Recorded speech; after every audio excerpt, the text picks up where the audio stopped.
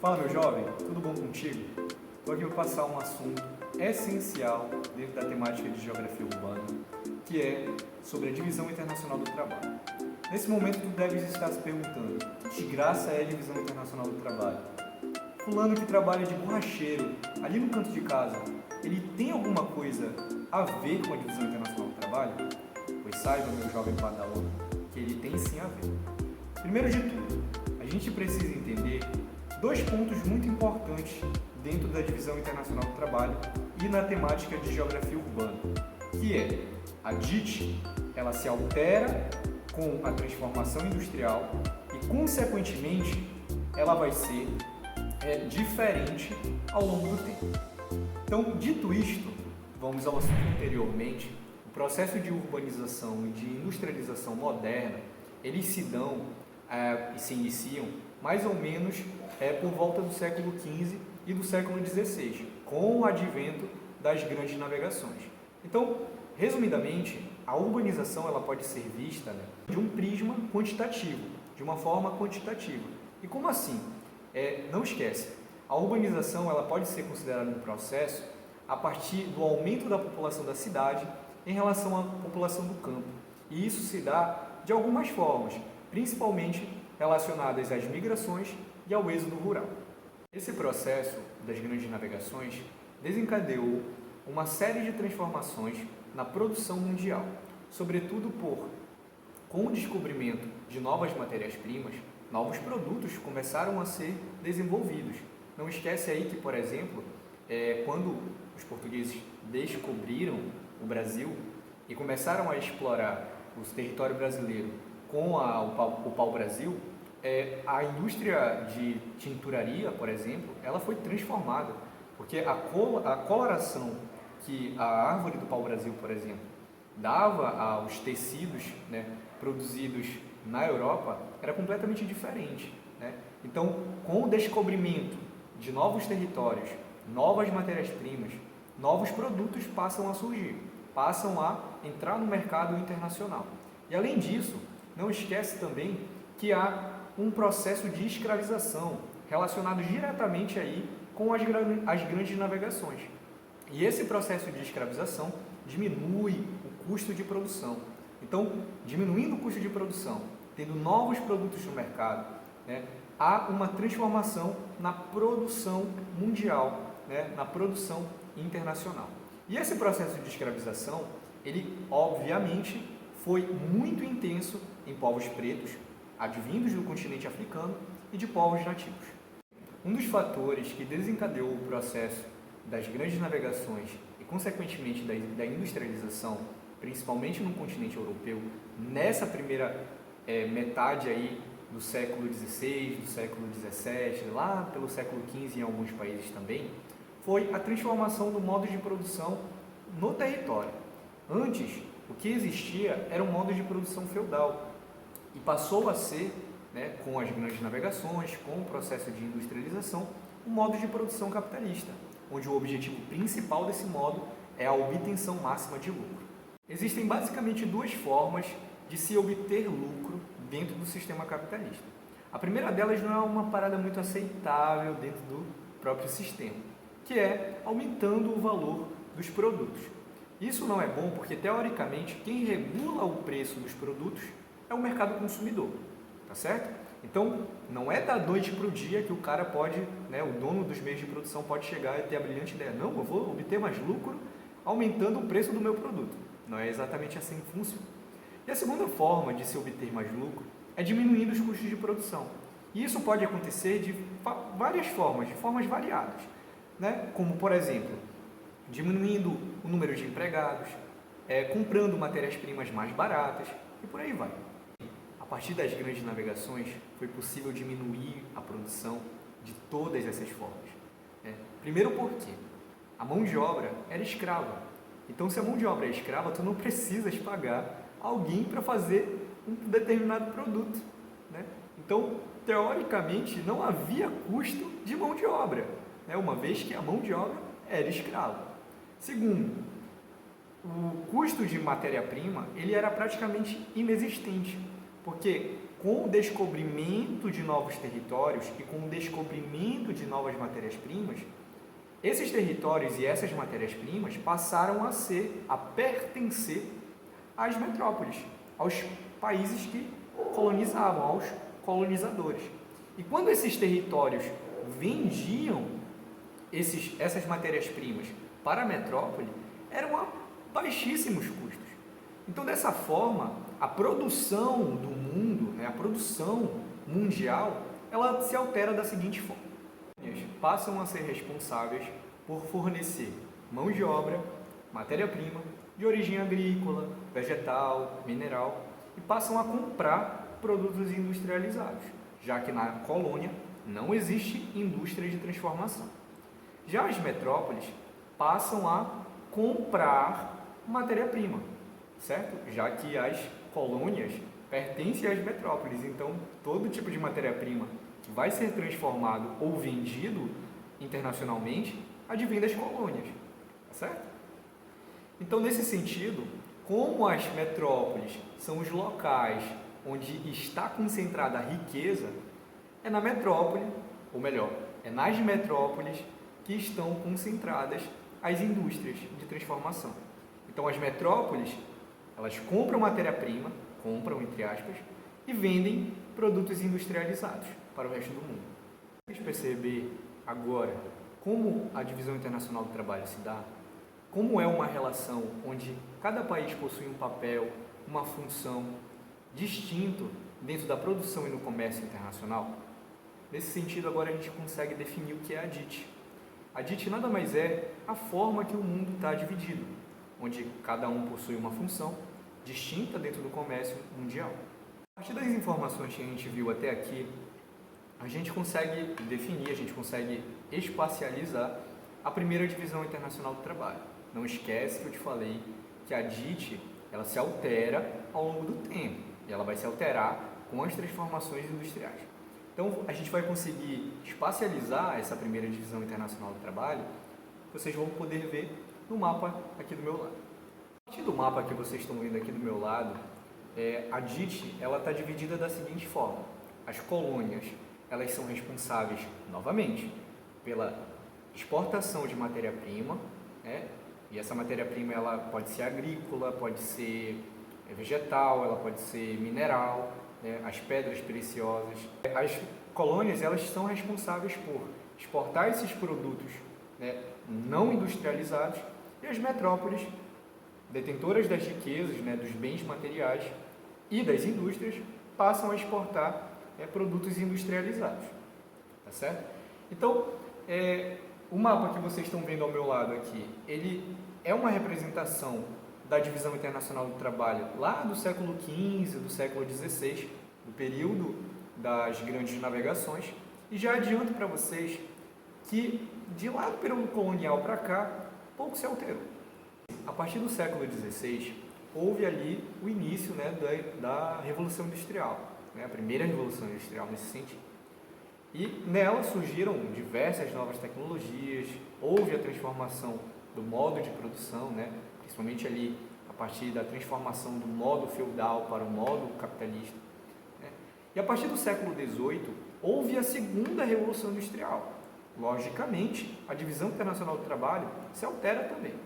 E para recapitular um pouquinho a segunda Revolução Industrial, basta que vocês lembrem do filme do Charlie Chaplin, em Tempos Modernos, que se você ainda não viu, obviamente tu vais ver, é inevitável. Nesse filme há um retratamento ali, do surgimento de novas tecnologias, como o uso do carvão, a máquina de tecer, as geradas tecelãs surgem aí.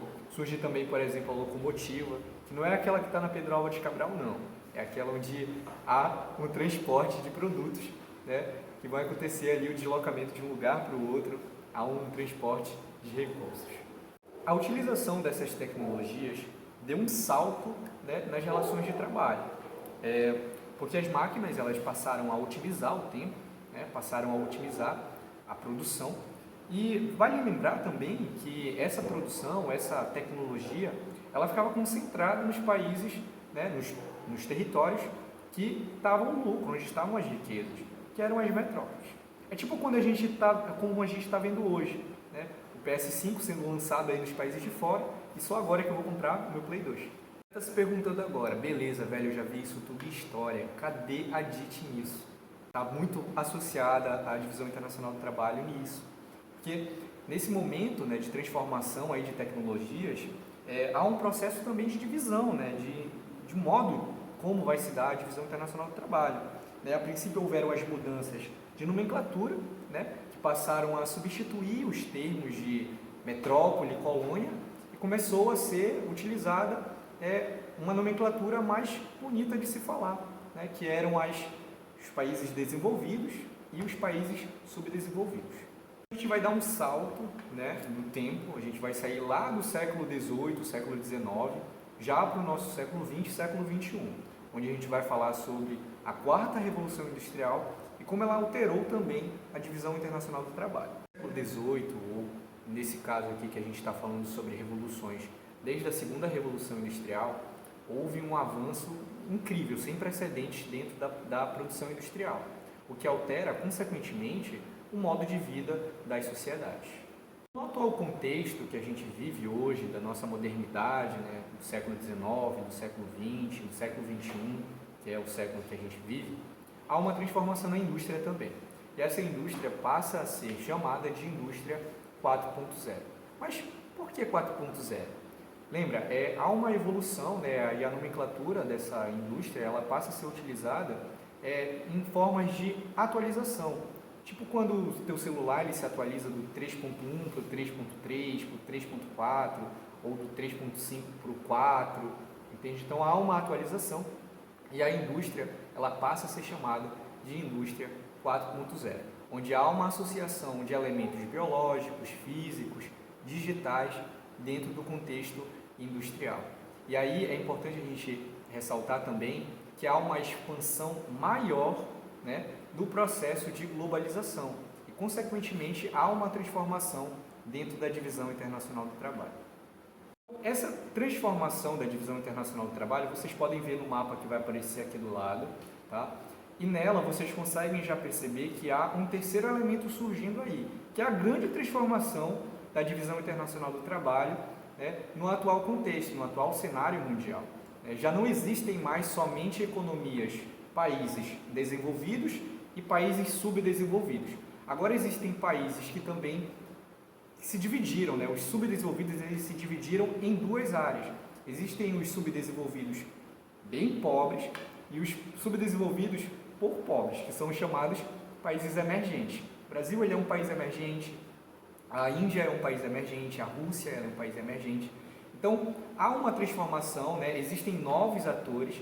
A forma de explorar, nesse caso, ela se altera um pouquinho, né? A indústria ela vai começar a se organizar de uma forma um pouco diferenciada. Lembra que existem aí, ao surgimento, a partir do século XX, o surgimento de multinacionais, de transnacionais, e essas indústrias elas passam a atuar de forma diferenciada no espaço, tá certo? Então, uma indústria, por exemplo, ela vai começar a se instalar em países onde a legislação ambiental e trabalhista são mais frágeis, né? E essas economias, os países onde esse tipo de legislação é mais frágil, são nos países emergentes. É porque esses países eles têm uma capacidade de industrialização, eles se industrializaram muito rapidamente, de forma desorganizada, e isso fez com que eles se tornassem dependentes de capital estrangeiro. E esse capital estrangeiro, ele é oriundo de empresas transnacionais, de empresas multinacionais, e nesse sentido, há uma transformação, né, na produção mundial. Agora, os países subdesenvolvidos, pobres, né, eles passam a exportar matéria-prima, basicamente. Os países emergentes passam a produzir, né, transformar essa matéria-prima, transformar, por exemplo, o aço, passam a transformar algum elemento um pouco menos sofisticado, como por exemplo a bauxita em bateria, né, o alumínio, a alumina em alumínio. Esses países emergentes, eles fazem a transformação desses produtos, desses elementos. Já os países desenvolvidos, centrais, eles idealizam essas transformações. Então a gente consegue aí distinguir, diferenciar esses países, os centrais, né, os desenvolvidos, para os dois tipos de países subdesenvolvidos, da seguinte forma: os países centrais é onde está concentrada as sedes das empresas. Os países subdesenvolvidos pobres é onde é a produção da matéria-prima, onde há a exploração da matéria-prima. E os países emergentes é onde há uma exploração de trabalho, é onde está instalada a indústria. Os países desenvolvidos, eles não querem mais ter indústria, eles querem ter polos tecnológicos, eles querem ter indústria fina. Tá? Então, nesse sentido, a indústria 4.0 ela é essencial nesses países desenvolvidos, nesses países centrais. A robótica ela atua de maneira excepcional. O QR Code, né, a organização do espaço desses países é muito mais organizada, é muito mais feita de uma maneira criteriosa e planejada comparado aos países emergentes. Então, basicamente, a divisão internacional do trabalho se configura dessa forma atualmente. E aí, o exercício que a gente pensa para vocês hoje é o seguinte: como nós somos uma turma de 25 alunos, nós iremos dividir 5 grupos de 5, tá? 5 integrantes, onde cada grupo vai ser responsável por um gênero de produto. Então, digamos que o grupo 1, formado pela Maria, pela Alice, pela Juliana, pela Fernanda e pelo Miguel, tem que pegar produtos da sua casa de limpeza. Pega lá os produtos de limpeza que tem na casa de vocês, olhem a embalagem desse produto de limpeza, olha lá o rótulo do produto de limpeza e veja onde esse produto é produzido, onde está a indústria desse produto. Depois de ver a indústria, no mesmo rótulo, vocês vão ver, ou melhor, vocês podem fazer o seguinte: pega o nome da empresa, pesquisa no Google onde está a sede dela. Então, digamos, pega lá um produto de limpeza da IP. A IP ela tem uma indústria em tal lugar e a sede dela em outro lugar. Eu quero que vocês localizem a sede da empresa e as indústrias dessa empresa. E nisso vocês vão fazer conexões. Onde está a sede e onde está a indústria. Beleza? A partir disso, a partir desse desenvolvimento, desse mapa colaborativo que vocês vão fazer pelo Google My Maps, vocês vão conseguir ver, vocês vão conseguir visualizar a espacialização da atual DIT, da atual Divisão Internacional do Trabalho. Então, a gente já viu a parte teórica e a partir de agora, a prática fica na mão de vocês. Meu filhote, então a partir de agora eu vou passar um leve tutorial aqui, né, para vocês sobre o Google My Maps, só para a gente recapitular aquilo que a gente já viu em outros momentos, né, sobre o aplicativo do Google My Maps. Vamos trabalhar com ele de novo, mas para isso a gente vai recapitular como é que a gente utiliza aí o Google My Maps. Eu vou utilizar o meu notebook, tá bom? Para elaborar aqui, né, para fazer esse tutorial, vou estar utilizando o notebook, mas eu já te falei que tu podes usar o teu celular também, né, baixar o aplicativo do Google My Maps lá na tua loja de aplicativos do teu celular, na App Store e na Play Store, fica aí ao modelo do teu celular, né? Então, eu estou utilizando o notebook, então tudo que eu for fazendo aqui vai ser relacionado para o notebook, tá?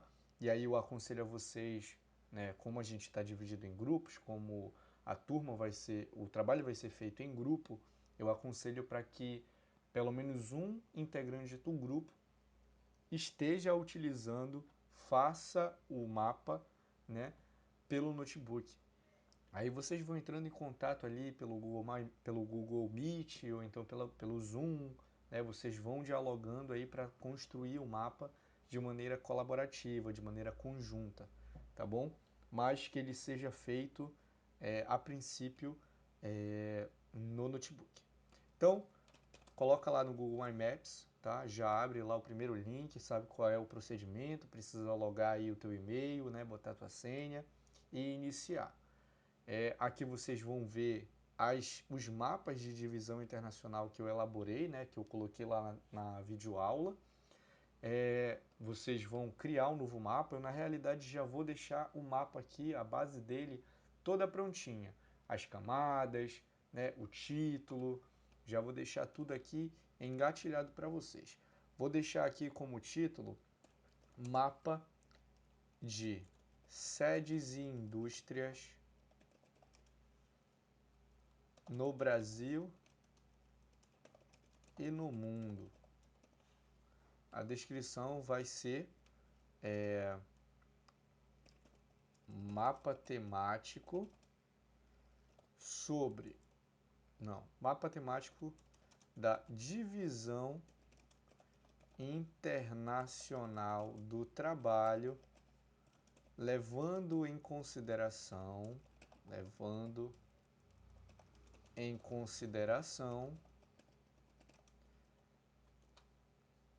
os gêneros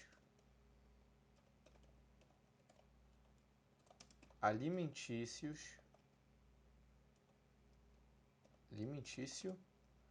de bebida, né, de bebidas, pode ser alcoólica, pode não ser alcoólica, tá? De bebidas, de limpeza, de vestuário e tecnológico. Beleza? Esses são os grupos aí que vão ser divididos. A gente já dividiu os grupos, tá? Cada um sabe em qual gênero, né, de produto você está inserido.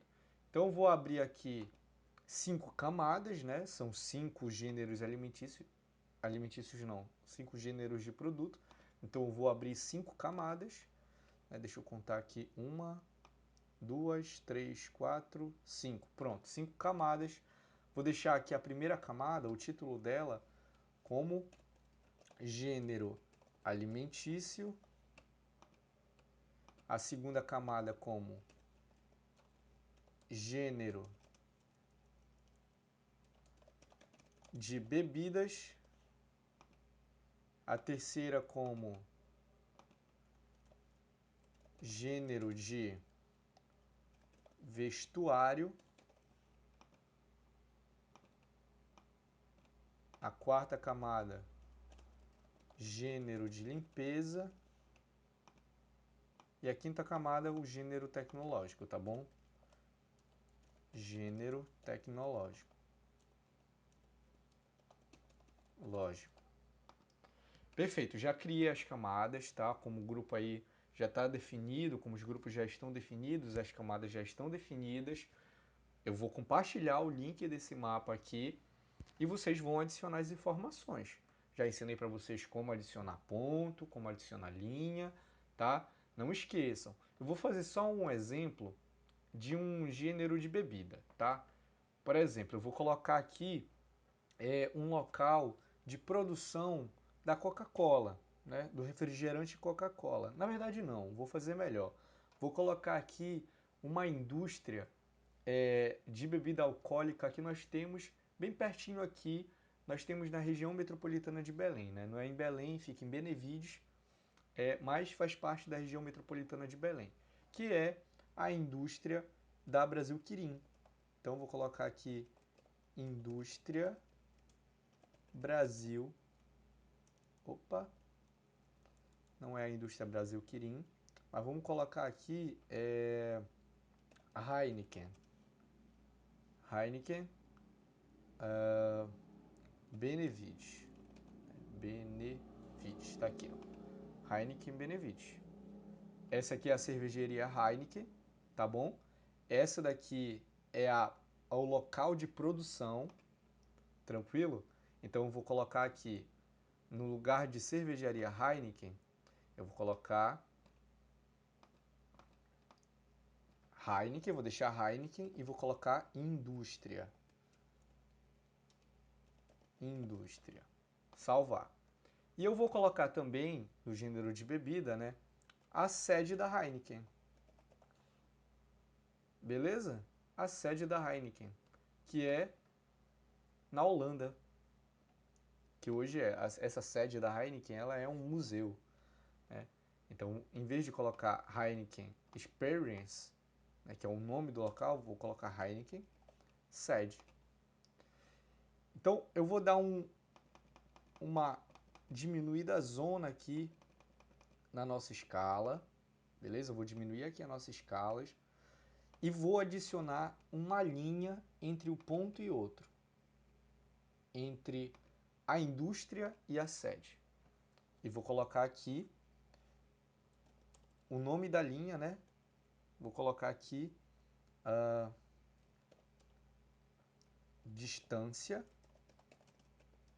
da produção para a sede da Heineken. Beleza?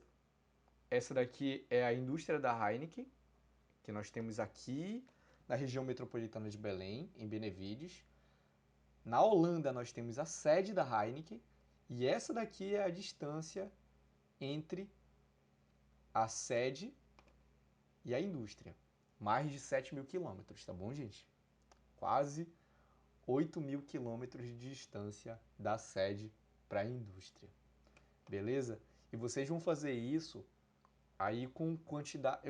Vamos estabelecer aí um limite, né, de 5 produtos, tá bom? 5 produtos de cada gênero. Aí eu já coloquei, por exemplo, aqui a Heineken. Aí vocês adicionam, sei lá, a fábrica da Coca-Cola, a sede da Coca-Cola. Aí depois vocês adicionam, sei lá, a fábrica do Guaraná Jesus e a sede da onde está a, a empresa que é dona do Guaraná Jesus. E assim sucessivamente. Vocês vão colocar 5 produtos para cada gênero de produtos que está definido aí, né? Que nós já definimos anteriormente. Beleza, gente? Então, é basicamente isso. Só para recapitular, só para ficar mais fácil, né? Caso vocês tenham esquecido de como adiciona ponto, de como adiciona linha aqui pelo Google My Maps, tá bom? Então, é isso, gente. Qualquer dúvida... Ah, um detalhe importante. Eu vou compartilhar o link deste mapa aqui com o e-mail de vocês, tá bom? Vou copiar aqui o link, né?